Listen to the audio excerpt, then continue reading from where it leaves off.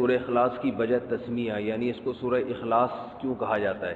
اخلاص کے عربی میں دو معنی آتے ہیں، ایک تو خلوص، ہم کہتے ہیں نا خلوص دل سے یہ کام کیا، نیت درستی اس کی، اور ایک ہوتا ہے خلاص، تمہارا کام کیا ہو گیا ہے، یعنی بلکہ اس کو اور زیادہ واضح اس کو خلاصی مل گئی ہے، جیل سے خلاصی مل گئی کہتے ہیں نا۔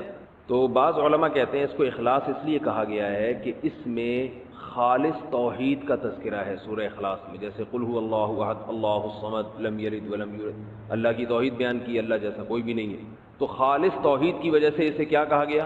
اخلاص۔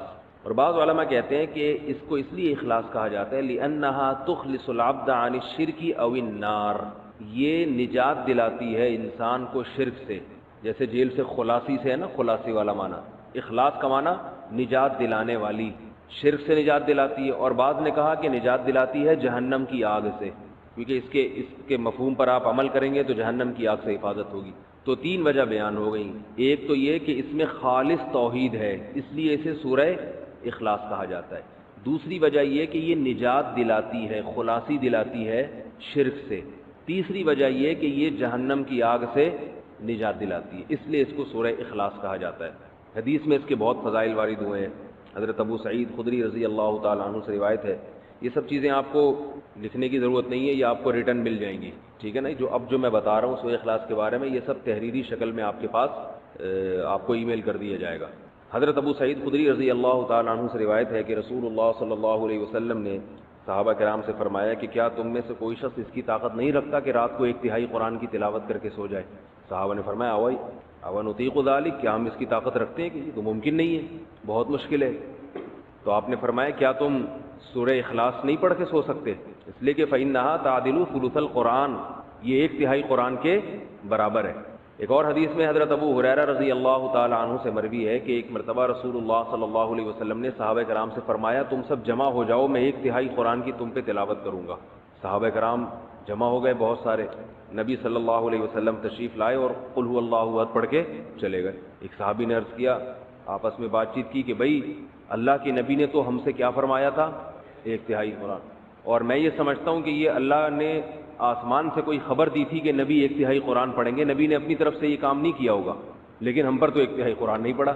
تو آپ صلی اللہ علیہ وسلم تشریف لائے اور فرمایا کہ سورہ اخلاص جو میں نے پڑھی ہے یہ 1/3 قرآن ہے، اتنی بڑی فضیلت ہے اس کی۔ اب علماء نے اس کے مطلب بیان کیے کہ 1/3 قرآن ہونے کا مطلب کیا ہے، دیکھنے میں تو 1/3 قرآن نہیں ہے نا، لیکن 1/3 قرآن کا مطلب کیا ہے؟ تو اس کے دو مطلب بیان کیے گئے ہیں، اس لیے علماء کہتے ہیں جس نے 3 مرتبہ قل هو اللہ احد پڑھ لی اسے 1 قرآن کی تلاوت کا ثواب ملتا ہے، سمجھ رہے ہیں؟ جس شخص نے 3 مرتبہ قل هو اللہ احد پڑھی اسے 1 قرآن کی تلاوت کا ثواب۔ اب اس پر اشکال ہوتا ہے کہ 3 مرتبہ قل هو اللہ پڑھ کے جب 1 قرآن کی تلاوت کا ثواب مل رہا ہے تو الحمد سے لے کے والناس تک قرآن مجید پڑھنے کا فائدہ پھر کیا ہے؟ سوال ہی سمجھ میں نہیں آ رہا، جواب کہاں سے سمجھ؟ جس قوم کی سمجھ میں سوال ہی نہیں آئے اس قوم کی سمجھ میں آ گیا سوال، آپ کی نہیں آیا؟ بھائی جب 3 دفعہ قل هو اللہ پڑھنے سے 1 قرآن کا، کیونکہ 1/3 ہے نا، 1/3 ہے، تو 3 دفعہ پڑھ لیں گے تو 1 قرآن ہو جائے گی، تو پھر الحمد سے لے کے والناس تک پڑھنے کی کیا ضرورت؟ شکر ہے سمجھ میں آ گیا، اچھا آواز کی وجہ سے نہیں آیا تھا۔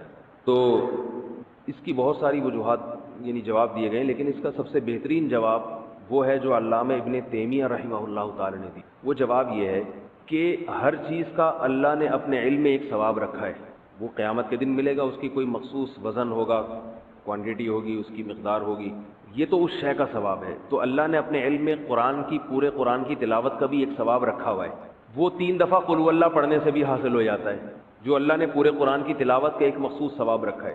لیکن جب آپ پورے قرآن کی تلاوت شروع کرتے ہیں الحمد سے، تو ہمیں پورے قرآن کی تلاوت کے ساتھ ساتھ کچھ اضافی ثواب بھی مل رہے ہوتے ہیں۔ مثال کے طور پر جب ہم قرآن کی تلاوت کریں گے اس میں سورہ فاتحہ بھی آئے گی، اس کے کچھ اضافی فضائل ہیں، اس سورت کی تلاوت، سورہ بقرہ بھی آئے گی، سورہ بقرہ کے کچھ الگ سے اضافی فضائل ہیں جو اس کی تلاوت کے بارے میں وارد ہوئے، سورہ آل عمران بھی آئے گی، اس کے الگ فضائل ہیں۔ پھر قرآن مجید کی جو جنت اور جہنم کی آیتیں آئیں گی آپ کے سامنے، اس سے جو انسان کا دل بنتا ہے، جو واقعات آتے ہیں، اس سے جو انسان کو عبرت حاصل ہوتی ہے، یا قرآن کی تلاوت سے اللہ کی جو محبت پیدا ہوتی ہے، یہ ساری اضافی چیزیں ہیں جو پورے قرآن کی تلاوت پہ آپ کو ملیں گی۔ تو سورہ اخلاص 3 دفعہ پڑھنے سے اس وہ جو اللہ کے علم میں ایک دفعہ قرآن کی تلاوت کا جو اصل ثواب ہے وہ مل جائے گا، لیکن جو اضافی ہیں، فاتحہ کے اضافی فضائل، سورہ بقرہ کے اضافی فضائل، پھر قرآن پڑھنے سے جو اللہ کی محبت اور قرب اضافی، یہ پورا قرآن پڑھے بغیر نہیں حاصل ہو۔ سمجھ گئے بات کو؟ یہ سب سے بہترین جواب ہے۔ اور بعض علماء نے یہ بیان کیا کہ یہ بھی ایک معقول جواب، اچھا جواب سمجھا گیا ہے کہ قرآن مجید میں بنیادی طور پر 3 مضامین بیان کیے گئے ہیں۔ ایک تو عقیدہ توحید کو بیان کیا گیا ہے، شرک کی نفی۔ دوسرا قرآن نے بیان کیا ہے احکام، یہ کرو، یہ نہ کرو، یہ حلال ہے، یہ حرام ہے، نماز پڑھو، روزے رکھو، زکوٰۃ دو، زنا مت کرو، وغیرہ وغیرہ۔ یہ ایک قسم کا مضمون ہے۔ اور تیسرا مضمون ہے روز جزا، آخرت قائم ہوگی تمہیں۔ یہ پورے قرآن کا گویا کہ بیسک بنیادی 3 مضامین ہیں۔ تو سورہ فاتحہ میں توحید خالص کو بیان کیا گیا، تو قرآن کے 1/3 ٹاپک کو، 1/3 مضمون کو سورہ اخلاص کور کر دیتی ہے۔ اس لیے اس کو یعنی مضمون کے لحاظ سے، قرآن کے مضامین کے لحاظ سے 1/3 قرآن کہا گیا ہے۔ سمجھ رہے ہیں بات کو کہ نہیں سمجھ رہے؟ ایک چیز ایک لحاظ سے کچھ ہوتی ہے، دوسرے لحاظ سے نہیں ہوتی۔ جیسے میں نے بتایا تھا آپ کو کہ حدیث میں آتا ہے کہ سورہ فاتحہ جیسی کوئی صورت نازل نہیں ہوئی، لیکن حدیث میں آتا ہے سورہ فلق اور سورہ ناس جیسی کوئی صورت نازل نہیں ہوئی۔ تو حدیثی میں اس کا دوسری حدیث میں جواب موجود ہے، سورہ فلق سورہ ناس افضل ما یتعوذ به المتعوذون، پناہ مانگنے والوں کے لیے، پناہ مانگنے، مختلف قسم کے شر سے پناہ مانگنے والوں کے لیے ایسی صورت نازل نہیں ہوئی۔ تو رقیہ کے لحاظ سے سب سے افضل سورہ فلق اور سورہ ناس۔ تو ایک چیز ایک لحاظ سے افضل ہوتی ہے، دوسرے لحاظ سے افضل نہیں ہوتی وہ۔ تو اس لحاظ سے ایک سورہ اخلاص کو کیا کہا گیا؟ سب سے بہترین سورت۔ تو حدیث میں آتا ہے رسول اللہ صلی اللہ علیہ وسلم کے دور میں صحابہ کرام ایک دفعہ سفر پہ گئے، تو ایک شخص امامت کیا کرتے تھے ان میں، وہ ہر رکعت میں قل اللہ احد ہی پڑھتے تھے۔ ہر رکعت میں کیا پڑھ رہے ہیں؟ صحابہ کو سوال پیدا ہوئی ہے، بھئی یہ کوئی اور سورت پڑھتے ہی نہیں۔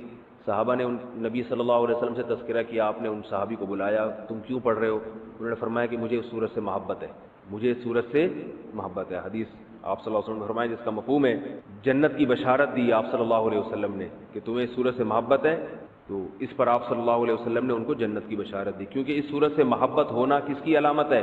کہ اللہ کی توحید سے محبت، اور یہ اللہ سے سچی محبت کی علامت۔ تو اس لیے اگر کوئی ہر رکعت میں سورہ اخلاص پڑھتا ہے تو بھی ٹھیک ہے۔ البتہ نبی صلی اللہ علیہ وسلم کی جو عام سنت ہے وہ یہ کہ رکعتوں میں آپ الگ الگ صورتیں پڑھا کرتے تھے۔ اس لیے علماء کہتے ہیں کبھی جوش میں انسان نوافل میں ساری رکعتوں میں قل اللہ پڑھ لے، جوش محبت میں، ٹھیک ہے، لیکن عام معمول اسی کا بنانا چاہیے جو نبی صلی اللہ علیہ وسلم کا اپنا معمول تھا۔ وہ کیا تھا کہ مختلف صورتوں میں مختلف رکعتوں میں مختلف صورتیں آپ صلی اللہ علیہ وسلم پڑھا کرتے تھے۔ حدیث میں رسول اللہ صلی اللہ علیہ وسلم رات کو سونے سے پہلے سورہ فلق اور سورہ ناس کے ساتھ قل هو اللہ احد کی تلاوت بھی کیا کرتے تھے۔ یہ بھی حدیث میں اس کی فضیلت آئی ہے۔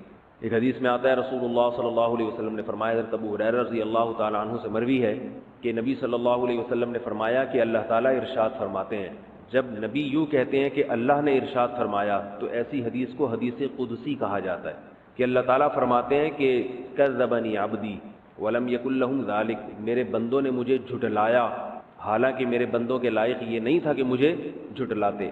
وشتمنی عبدی، میرے بندوں نے مجھے گالی دی ہے، ولم یکن لہم ذالک، حالانکہ ان کے لائق نہیں تھا کہ اپنے معبود کو گالی دیں۔ کیسے؟ پھر اللہ کے نبی فرماتے ہیں کہ اللہ تعالیٰ نے فرمایا کہ میرے بندوں نے کہا لن یعیدنی، میرے بندے نے کہا لن یعیدنی ابدا، اللہ مجھے دوبارہ زندہ نہیں کرے گا، کما بدأنی، جیسے پہلی مرتبہ پیدا کیا تھا۔ تو یہ مجھے جھٹلایا، حالانکہ جس نے پہلی مرتبہ پیدا کیا ہو اس کے لیے دوبارہ بنانا تو اور آسان ہوتا ہے۔ یہ اللہ کے الفاظ بتا رہا ہوں، نبی نے جو فرمائے۔ تو اللہ فرماتے ہیں کہ حالانکہ دوبارہ بنانا تو پہلی دفعہ سے بھی آسان، تو یہ میرے بندے مجھے جھٹلاتے ہیں، کہتے ہیں پہلی دفعہ تو بنایا مگر دوسری دفعہ نہیں بنا سکتا۔ اور شتمنی عبدی، اور میرے بندے نے مجھے گالی دی، ولم یکن لہ ذالک، حالانکہ اسے نہیں چاہیے تھا کہ مجھے، اس کے لیے لائق نہیں ہے کہ مجھے گالی دے۔ کیسے بھئی؟ اللہ کو تو کوئی بھی گالی نہیں دیتا۔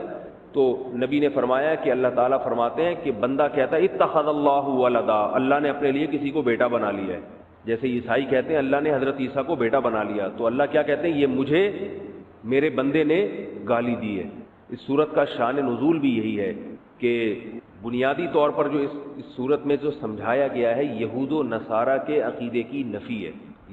عیسائی کہتے ہیں کہ حضرت عیسیٰ ابن مریم اللہ کے بیٹے ہیں، وہ بڑی لمبی چوڑی بات گھماتے ہیں، کیونکہ حضرت مریم کے اولاد شوہر نہیں تھے، اور تمام پیغمبر جتنے بھی آئے ہیں ان سے پہلے گناہ ہوئے ہیں، تو اللہ نے کہا ایسا پیغمبر بھیجوں گا جس سے گناہ نہ ہو سکتا ہو، تو اللہ ہی نے اپنے کلمے کی شکل میں، اللہ ہی اپنے دوسرے جلوے میں آ گیا۔ عجیب عجیب باتیں کرتے ہیں، کبھی کہتے ہیں حضرت عیسیٰ اللہ کے بیٹے ہیں، کبھی کہتے ہیں اللہ نے ان کو بیٹا بنا لیا ہے، جنا تو نہیں ہے لیکن خود بیٹا بنا لیا اللہ نے ان کو، کبھی کہتے ہیں کہ اللہ حضرت عیسیٰ کے جلوے میں آیا ہے، حضرت عیسیٰ کی ذات میں اللہ نے، کبھی کہتے ہیں حلول کیا ہوا ہے۔ تو مختلف عقیدے ان کے کسی ایک بات پہ ٹکتے نہیں ہیں، تو اللہ نے ان تمام باتوں کی نفی کر دی کہ نہ عیسیٰ ابن مریم اللہ کے بیٹے ہیں، کیونکہ اللہ نے کسی کو جنا نہیں، اور نہ اللہ نے کسی کو اپنا بیٹا بنایا ہے، اور نہ عیسیٰ ابن مریم اللہ جیسے ہیں۔ وہ کہتے ہیں نا تین خدا میں سے ایک عیسیٰ ہیں، تو کوئی اللہ جیسا نہیں ہے، خدا نہیں ہے، سب مخلوق ہیں اللہ تعالیٰ کی۔ تو عیسائیوں کے نظریے کی نفی ہے۔ اس صورت کا شان نزول یہ ہے کہ ایک مرتبہ یہود و نصارہ کا ایک وفد رسول اللہ صلی اللہ علیہ وسلم کے پاس، یہود کا ایک وفد آیا اور رسول اللہ صلی اللہ علیہ وسلم سے کہنے لگا صف لنا ربک، کہ آپ ہم سے ہمارے رب کی اوصاف بیان کریں۔ یہودیوں کا شاید یہ خیال تھا کہ تورات میں تو لکھا ہے کہ اللہ جیسا کوئی بھی نہیں ہے، اگر یہ جھوٹے نبی ہوں گے تو غلط صفات بیان کرنا شروع کر دیں گے، بھئی وہ ایسا ہے، وہ اس طرح ہے۔ تو یہودی کہنے لگے کہ آپ بتائیے کہ اللہ تعالیٰ کی جنس کیا ہے، مرد ہے یا عورت ہے، اور کس چیز سے بنایا گیا ہے، کس چیز سے بنایا گیا، من الذهب ام من الفضة ام من النحاس، سونے کا بنا ہوا ہے، چاندی کا بنا ہوا ہے یا پیتل کا بنا ہوا ہے، ہمارا جو رب ہے جس میٹر سے بنا ہے وہ میٹر کون سا ہے۔ تو اس پہ یہ صورت نازل ہوئی، اللہ احد اللہ الصمد، بے نیاز ہے، لم یلد ولم یولد، نہ جنا گیا اور اس کا کوئی ہم پلہ نہیں ہے۔ جب ہم پلہ نہیں ہے، لیس کمثلہ شیء، جب اس جیسا کوئی ہے ہی نہیں ہے، تو سونے یا چاندی یا پیتل سے مثال ممکن نہیں ہے، کیونکہ یہ تو مخلوق کی مثالیں ہیں، اللہ مخلوق سے بالکل الگ ہے، ماورا ہے، ہماری عقلوں سے بالا تر ہے، تو اس کے پیتل مثال میں پیش کرنا، سونا مثال میں پیش کرنا یہ ممکن نہیں ہے۔ ایک روایت میں آتا ہے کہ مشرکین نے کہا، مشرکین مکہ جو تھے نا وہ نسب کی بڑی بحث کیا کرتے تھے، نسب کہ اس کا نسب کیا ہے، اس کا نسب کیا ہے، تو انہوں نے کہا کہ اے محمد آپ اللہ تعالیٰ کا نسب بیان کریں کہ اللہ کا نسب کیا ہے۔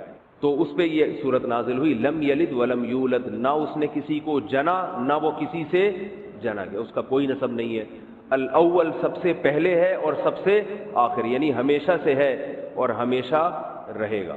تو توحید کا مضمون اس میں بیان کیا گیا۔ گھروں کا جو ماحول ہے اس میں دین سے دوری ہوتی چلی جا رہی ہے، والدین اپنی اولاد کو پڑھانا چاہتے ہیں، کچھ بنانا چاہتے ہیں، مذہب کو زیادہ فوکس نہیں کرتے، زور اس پر زیادہ ہے کہ یہ کچھ بن جائے، کچھ عزت حاصل کر لے، کچھ کمانے کے قابل بن جائے۔ مذہب سے تھوڑا بہت لگاؤ ہے، جیسے کھانے میں اصل مقصد کھانا ہوتا ہے، اس کے ساتھ تھوڑی سی چٹنی، تھوڑا سا اچار، وہ ٹیسٹ کو بڑھانے کے لیے تھوڑا سا مذہب کا تڑکا وہ چاہیے، لیکن تھوڑا سا چاہیے۔ اس کی وجہ سے گھروں میں جو ایک روحانیت کا ماحول ہے وہ آہستہ آہستہ ختم ہو رہا ہے۔ اسکولوں کا، کالجز کا، یونیورسٹیوں کا جو حال ہے وہ آپ کے سامنے ہے، اس میں تربیت کا تو سوال ہی پیدا نہیں ہوتا۔ تربیت کے کچھ بنیادی اصول تھے، وہ اصول ہی چینج کر دیے ہیں۔ بڑوں کو سکھایا جا رہا ہے کہ چھوٹوں کا ادب کرو، شفقت نہیں بلکہ باقاعدہ ادب کرو۔ چھوٹوں پہ کوئی ذمہ داری نہیں ہے کہ اس نے بڑے سے کیسے بات کرنی ہے۔ ماتحتوں کو سکھایا جا رہا ہے کہ اپنے بڑوں سے بغاوت کرو، اور اس بغاوت کا نام آزادی۔